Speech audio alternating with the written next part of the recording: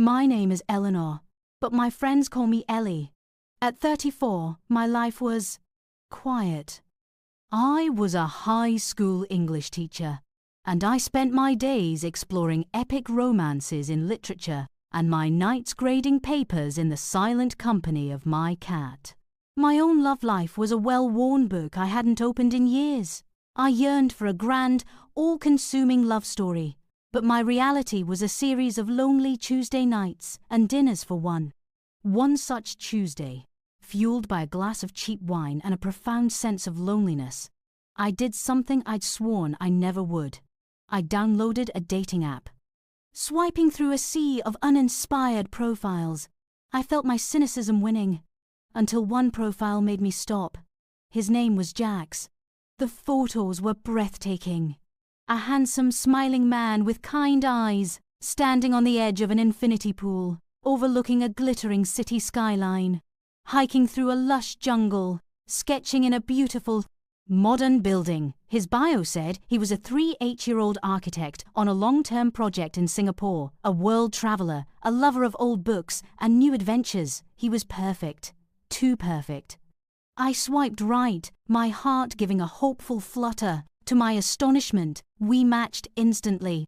His first message wasn't a lazy, "Hey." It was a thoughtful question about the book I'd listed as my favourite. Our connection was immediate and electric.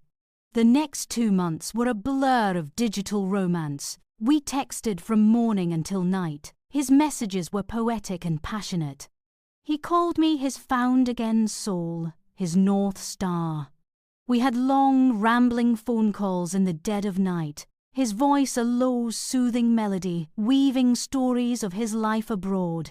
He told me he was designing a sustainable skyscraper, a legacy project, but that he was tired of the lonely, transient life. He wanted to put down roots. With me, I was completely swept away. My quiet, grey life exploded into colour. I'd find myself smiling at my phone during class, losing focus in faculty meetings, rereading his texts like a lovesick teenager. He made me feel seen, cherished, beautiful. My friends noticed my distraction. "We never see you anymore, Ellie," my friend Sarah complained. "You're always on your phone." I just smiled and told them I had met someone. I didn't tell them we'd never actually met in person.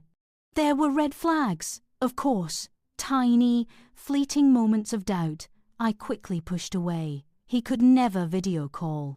"The connection in my building is terrible, my love," he'd say, "and I'm always surrounded by clients. I want our first time seeing each other to be perfect, in person." His photos were all professional looking, never a casual selfie. But every time a sliver of doubt crept in, he would disarm me with another beautiful poem or a late-night call whispering about the house he wanted to build for us. And then, one evening, I got the message I had been dreaming of. "It's done." It read, "The project is finished ahead of schedule. I'm coming home, Ellie. I've booked a one-way ticket to you. Our life begins in 1 month." My world tilted on its axis. 1 month. In 1 month, the man I had fallen deeply in love with would be here, in my arms. I was giddy, ecstatic, and terrified all at once. I told my friends, my family. They were cautiously optimistic. "We just want you to be happy, Ellie," my mum said. "But please, be careful." The month flew by in a flurry of anticipation. I bought a new dress for his arrival, cleaned my apartment from top to bottom, and imagined our first meeting 1,000 times over. The day before he was due to fly, he sent me a message. "My love, a small emergency. My final paycheck from the Singaporean firm is tied up in international transfer bureaucracy. It won't clear until after I land. I'm a few thousand short for the last-minute business class upgrade and shipping for my equipment. It's embarrassing to ask, but could you possibly help? I'll pay you back the second I see you." A tiny warning bell chimed in the back of my mind. It was a classic scam story. But this was Jack's. This was our love story. After everything we had shared, how could I let a few $1,000s stand in the way of our beginning? Ashamed of my own brief hesitation, I transferred the money. "Anything for you," I wrote back, counting down the hours. The day of his arrival was torture. I took the day off work, tracking his flight online like a hawk. I saw it land. I waited an hour for him to get through customs, then 2. My excited texts went unanswered. My calls went straight to voicemail. Panic began to set in. A cold, creeping dread that coiled in my stomach. By evening, I was a wreck, leaving frantic, tearful voicemails. He was gone. The flight had landed, but he had vanished. The number he always called from was suddenly disconnected. The dating app profile was deleted. Jax had ghosted me. The next few days were a blur of shame and heartbreak. I couldn't tell my friends. I couldn't tell my family. I had been a fool, a lonely, desperate woman who had fallen for a beautiful lie. The money was gone, but it was the loss of the dream, the love story I had so fully believed in, that truly broke me. It was my colleague, a woman named Martha, who inadvertently saved me. Martha was a kind, quiet woman, a few years older than me, who taught history down the hall. We weren't close friends, but we were friendly. One afternoon in the teacher's lounge, a week after my world had imploded, I overheard her on the phone. "I know, honey, I miss you too," she was saying, a warm smile in her voice. "Singapore is a long way away, but it'll be worth it. The skyscraper is almost done. Yes, I'll tell Jax you said hi." I froze, my coffee mug halfway to my lips. Jax, skyscraper, Singapore. It couldn't be a coincidence. My heart started hammering against my ribs. After she hung up, I approached her, trying to keep my voice from shaking. "Martha, sorry to interrupt," I said. "I couldn't help but overhear. Your husband's name is Jax, and he's an architect in Singapore?" Her face lit up with pride. "Yes, that's my Jax. He's been on this massive project for almost 2 years now. It's been so hard, but he's finally coming home next month."